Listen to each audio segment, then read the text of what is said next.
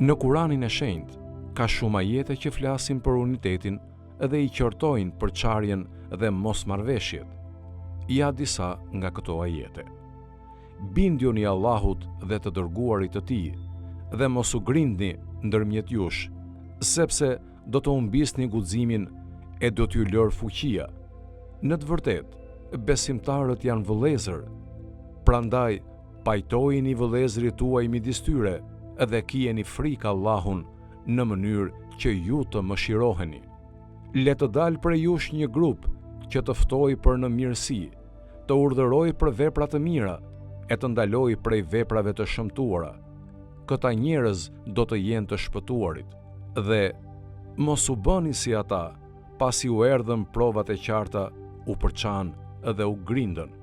Për këta do të ketë dënim të madh. Me të vërtetë, ti s'ke të bësh fare me ata që e përçajnë fenë e tyre dhe shndrohen në sekte. Tek Allahu është puna e tyre, e pastaj ai do t'u tregojë çfarë patën punuar.